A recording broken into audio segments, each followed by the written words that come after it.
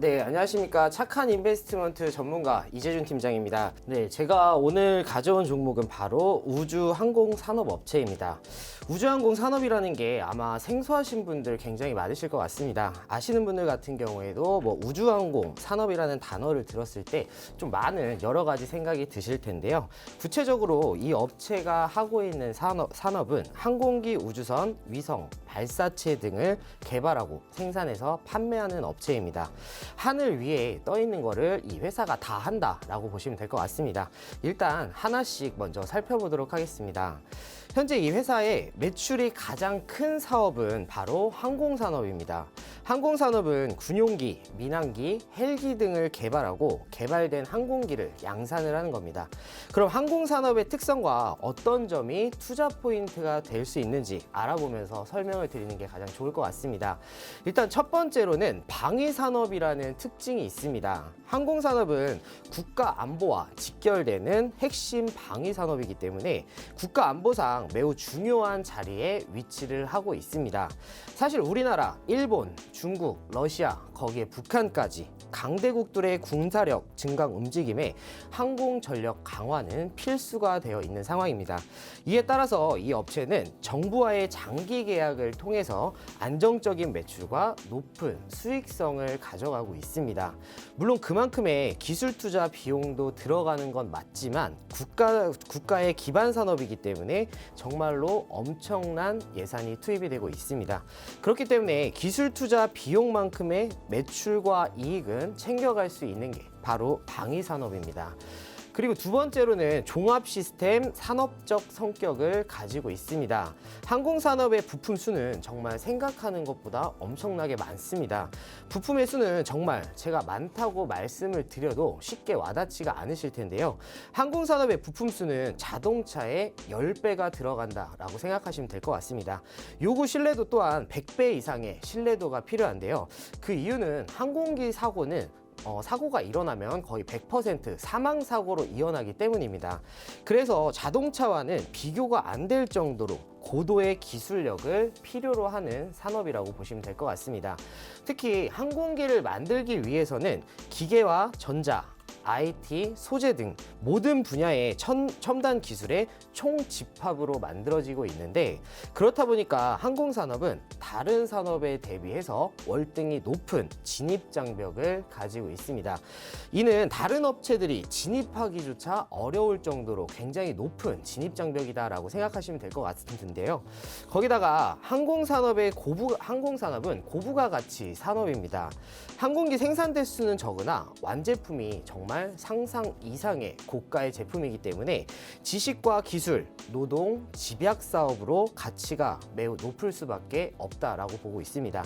과연 가치가 얼마나 높은지 좀 비교를 해보자면, 항공기 한 대를 수출했을 때 자동차를 몇 대를 수출해야 나오는지 데이터로 한번 비교를 해보겠습니다. 항공기 한 대 수출은 자동차 1000대 수출과 비슷한 가치를 가지고 있는데요. 자동차처럼 자동화 시스템만으로는 제작이 어려운 수작업이 굉장히 많기 때문에 이러한 가치를 만들 수밖에 없다라고 보시면 될 것 같습니다. 이에 따라서 수출 성과는 타 업종과는 정말 비교도 안 될 만큼 정말 놀라운 성과를 보여줄 수가 있습니다. 거기다가 항공기는 납품을 하게 되면은 당연히 부품도 지속적으로 쓸 수밖에 없습니다. 제가 아까 말씀드렸던 것처럼 항공기의 부품은 자동차에 비해서 10배가 많은 부품이 들어가고 소모도 훨씬 많기 때문에 항공기 납품에 따른 부품으로도 지속적인 매출이 가능하게 하는 사업이 바로 항공산업이라고 보시면 될 것 같습니다. 거기다가 항공기 제작을 위해서는 대규모 설비 투자를 통한 생산시설 확보는 당연히 필수적이고요. 매우 높은 고정 비용을 가지고 있는 사업입니다. 그렇다 보니까 정부가 지원을 하고 육성을 하지 않으면 이뤄지기 매우 힘든 구조를 가지고 있습니다. 이에 따라서 소수의 기업이 한정적으로 지원을 받고 있는 상태인데, 이 기업이 바로 그 기업이라고 보시면 될 것 같습니다. 과거에는 우주산업은 국가 주도의 산업이었는데요. 하지만 최근에는 스페이스X, 블루오리진, 버진 갤럭틱 등 민간 우주 항공 기업들이 시장을 현재 주도하고 있습니다. 스페이스 X CEO 다들 한 번쯤은 들어보셨을 것 같습니다. 바로 테슬라의 대표 일론 머스크입니다. 그만큼 시장에서 주목을 할 수밖에 없는데 넥슨의 대표 김정주도 이 회사에 투자를 할 만큼 굉장히 크게 주목을 받고 있는 상황입니다. 시장에서는 이미 우주 산업에 대한 관심을 드러내고 있는데 시장에 많은 전문가들이 전기차 다음으로 차세대 산업을 꼽자면 바로 우주항공 산업을 지목하고 있습니다. 그냥 저의 생각을 말씀드리는 것이 아니고 미국 월가에서도 손에 꼽히는 ETF 자산 운용사죠. 아크 인베스크의 올해 첫 ETF 테마로 우주항공을 선택을 했습니다. 말뿐만이 아니고 지금 시장에서 이미 주목을 하고 있는 상황이라고 보시면 되고 그뿐만이 아니라 국내에서도 문재인 대통령이 민간 우주산업 육성을 선언하면서 이제는 주목을 해야만 하는 시점이다라고 생각하고 있습니다. 그렇다고 한다면 우주항공 산업 중에서 가장 주목받고 있는 산업은 어떤 산업일까요? 바로 인공위성 산업입니다. 인공위성 위성 산업은 우주항공 산업 중에서 제일 빠르게 사업성이 부각되고 있는 모습입니다. 그로 인해서 당연히 매우 빠른 성장세를 기록하고 있는데 2010년부터는 꾸준하게 성장세를 보여주고 있습니다. 시장 규모는 현재 2,707억 달러입니다. 우리나라 돈으로 환산을 해보면 306조 원이나 되는 산업이고 그 규모만큼 빠른 속도의 성장과 미래에서는 빼놓고 말할 수가 없을 정도로 매우 중요한 산업이 되고 있을 뿐만 아니라 향후의 전망 또한 매우 좋다라고 저는 생각하고 있습니다. 이와 관련돼서 이 업체는 진행하고 있는 위성 산업이 있습니다. 그것은 바로 425 개발 사업입니다. 425 개발 사업은 고해상도의 영상 레이더를 탑재한 위성을 연구를 해서 2025년 9월까지 개발하는 사업입니다. 간단하게 말씀드리면 군용 정찰 위성이라고 생각하시면 될 것 같은데요. 이 사업의 핵심적인 역할을 하는 게 바로 이 회사이고 충분히 기술력을 가진 회사다라고 보셔도 될 것 같습니다. 거기다가 500kg급 차세대 중형 위성 2호기가 주간 기관으로 채택이 되어 있습니다. 1호기는 3월 22일에 발사 후에 첫 교신을 완료한 상태이고요. 당연히 1호기에서도 이 업체가 핵심적인 역할을 했는데 이제는 군용뿐만이 아니라 민간 쪽의 역할도 수행을 하고 있습니다. 그러다 보니까 국내 위성체계 관련해서 핵심적인 위치를 가지고 있는 게 바로 이 회사다라고 보시면 될 것 같습니다. 중장기적으로 위성 산업의 발전과 함께 크게 수혜를 받을 것으로 보여지고 있는데요. 거기에 위성뿐만이 아니고 이제는 위성의 설계, 개발, 제작, 조립에서 시험과 발사까지 모든 걸 총괄하는 업체가 될 것으로 기대가 되고 있습니다. 그러면은 위성 사업으로 얼마나 성장을 할 수 있을지 수치상으로 한번 확인을 해보도록 하겠습니다. 올해에는 1,400억 원 매출 달성할 것으로 예측을 하고 있고요. 수주 잔고도 3,200억 원이 있는 만큼 지속적인 성장을 이뤄낼 수 있을 것이다 라고 보여지고 있습니다. 항공사업에서 안정적인 사업과 여기에 더해서 우주 사업의 신사업까지 이 회사 정말 너무 매력적으로 다가올 수밖에 없습니다. 이 종목 단기적으로도 충분히 매력적인 종목이긴 하지만 중장기적으로 본다고 해도 굉장히 좋은 종목이라고 저는 말씀드리고 싶습니다. 네, 제가 오늘 가져온 두 번째 종목은 바로 방산업체입니다. 네, 이 회사의 주 매출은 방산입니다. 거기에 ICT 사업과 위성통신 안테나 등의 사업을 하고 있는데요. 본 사업의 성장성에 신사업의 성장성이 보이고 있기 때문에 매우 크게 기대가 되고 있는 회사입니다. 본 사업부터 신사업까지 일단 하나씩 좀 살펴보도록 하겠습니다. 일단 매출의 가장 큰 부분을 차지하고 있는 방산부터 알아보도록 하겠습니다. 방산이라는 말은 쉽게 말하면 방위산업을 줄임말입니다. 그러니까 방위산업은 국가 방위를 위해서 군사적으로 소요되는 물자의 생산, 연구, 개발, 제조에 기여하는 사업이라고 보시면 될 것 같습니다. 방위산업은 안보에 가장 핵심적인 역할을 하는 사업인 만큼 국가적으로 매우 중요한 전략 산업입니다.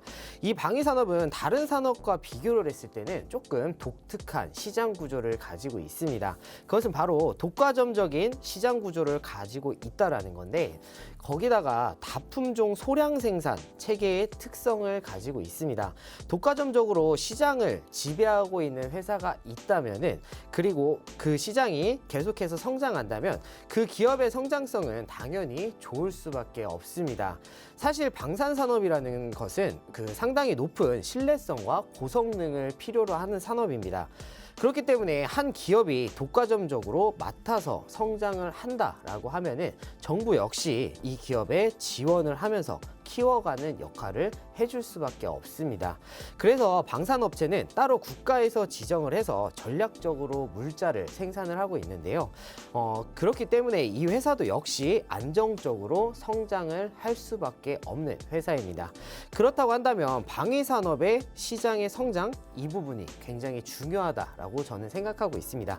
그 이유는 아무리 독과점적이라고 해도 시장이 작아지고 있다라고 하면은 큰 의미가 없겠죠. 그래서 일단 표를 먼저 보여드리도록 하겠습니다. 표를 보시면은 우리나라 전 세계 10위 규모의 국방비 지출 내역입니다. 거기다가 2010년부터 증감률을 보시면은 36% 수준으로 굉장히 높은 수준입니다. 적지 않은 성장을 계속해서 하고 있는 게 바로 이 방위산업이고, 국내 방위산업은 그중에서도 성장이 굉장히 빠른 편에 속하는 국가입니다. 그렇기 때문에 이 회사의 성장성은 이것만으로도 이미 충분히 증명되었다라고 볼 수 있고요. 하지만 이 자료가 과거의 데이터만 있기 때문에 아무래도 미래가 중요한 만큼 미래의 데이터도 같이 보여드려야 될 것 같아서 제가 준비를 해왔습니다. 자, 다음 표 보시도록 하겠습니다. 지금 보고 있는 표는 국방부에서 나온 국방 예산의 전망입니다. 아무래도 국방부에서 예산을 전망한 자료이기 때문에 신뢰성은 상당히 높다라고 보셔도 될 것 같습니다. 2020년 작년의 경우에는 증가율이 7.4% 증가하는 모습을 보여주고 있고, 올해에도 5.2% 성장할 것으로 보여지고 있습니다. 쭉 보시면은 매년 5%에서 6% 정도 성장하는 모습을 볼 수가 있는데요. 그렇다면은 이 회사도 당연히 이 정도의 성장은 가져갈 수 있을 것이다 라고 보여지고 있습니다. 너무 적은 건 아닌가 라고 생각하시는 분들도 있으실 것 같은데요. 그런데 제가 생각하기에는 결코 적지 않은 성장률이고, 제가 말씀드렸던 것처럼 독과점적인 시장에서 저 정도의 성장이다 라고 하면은 매우 훌륭하다고 보여지고 있습니다. 거기다가 방위산업은 계절적인 요소나 경기에 전혀 상관이 없습니다. 그래서 충분한 성장성을 가진 회사가 이 회사다라고 보시면 될 것 같습니다. 그러면은 방위산업에서 도대체 뭘 하는 건지 궁금해하시는 분들 굉장히 많으실 것 같은데요. 눈과 귀 그리고 두뇌라고 보시면 될 것 같습니다. 이렇게 말씀드리면은 뭘 하는 건지 말한다더니 뭐 이상한 소리 하나 이런 소리 하실 수도 있을 것 같은데요. 하지만 실제로 하는 게 바로 이와 같은 역할입니다. 네. 하나씩 어떤 곳인지 말씀드리면 궁금해서. 일단 감시와 정찰을 하는 레이더 추적 장치를 만들고 있는데요. 그래서 눈과 귀, 머리 같은 역할을 한다라고 말씀드린 겁니다. 당연히 전투기에도 들어가 있고 지상과 배에도 당연히 들어가 있습니다. 그리고 위성통신 체계를 통해서 육해공군의 지휘를 할 수 있는 두뇌와 입의 역할까지 하고 있습니다. 거기다가 배의 전투 성능을 높이는 복합 센서, 그리고 인공지능을 탑재한 수상정과 초소형 위성까지도 만들고 있습니다. 사실 너무 많은 걸 하고 있기 때문에 제가 방송 시간에 이걸 다 말씀드리기에는 조금 무리가 있고, 그냥 군대에서 눈과 귀, 머리의 역할을 하는 걸 만든다라고 생각하시면 될 것 같습니다. 우리 신체에서도 이와 같은 역할이 굉장히 중요한데요. 그만큼 이 회사 방산업체 중에 핵심이다라고 보시면 될 것 같습니다. 그리고 이것뿐만 아니라 또 다른 신사업도 하고 있습니다. 에어 모빌리티와 위성 통신인데요. 에어 모빌리티 많은 분들이 뭔지 모르실 수도 있습니다. 영화에서 왜 날아다니는 뭐 자동차나 택시 이런 거 보신 적 있으시죠? 네네네. 네, 어디서 보셨나요? 최근에 그 영화 하나 봤는데 거기에서도 날아다니더라고요. 조만간 날아다니실 수 있을 겁니다. 마블 영화에서 날아다니는 거 네, 봤어요. 맞아요. 맞아요. 그렇게 바로 날아다니는 운송수단을 만들겠다라는 건데요. 이미 방위 산업으로 인한 기술이 있기 때문에 이에 대해서 잘 적용만 한다면 성공할 가능성은 매우 큽니다. 거기다가 위성통신, 일론 머스크가 4,000개가 넘는 위성을 띄워서 인터넷을 공급하겠다라고 했습니다. 이제 위성도 경쟁의 시대에 들어가는데 이 회사는 초소형 위성 이미 만들고 있습니다. 이에 대한 기술력을 바탕으로 해서 위성통신 신사업까지도 진출을 했는데 두 사업 모두 본업에서 축적해 놓은 기술력은 있기 때문에 충분히 성공 가능성 매우 높다라고 저는 보고 있습니다. 거기에 더해서 누리호 발사와 함께 시장의 주목도 받을 수 있다라고 보여지고 있는데 그렇다고 한다면 신사업에 들어갈 자금이 문제였습니다. 하지만 이 부분은 최근에 해결이 되었습니다. 바로 1.2조 규모의 유상증자를 발행을 했는데요. 이번 유상증자를 통해서 에어모빌리티에 4,500억 원을 투자하고 위성통신에 5천억 원, 디지털 플랫폼에 2,500억 원으로 기술 투자와 지분 투자를 할 것으로 알려졌습니다. 이번에 유상증자를 통해서 엄청난 성장성을 보여줄 것으로 기대하고 있는데요. 이번 유상증자로 위성통신 쪽은 매출은 2023년에는 5조 8천억 원대로 예상을 하고 있고 에어모빌리티는 2030년까지 11조 4천억 원을 예상하고 있습니다. 분명히 예상대로만 성장을 한다라고 하면은 이 회사는 아예 다른 회사로 레벨업을 할 수 있는 구간이라고 보시면 될 것 같습니다.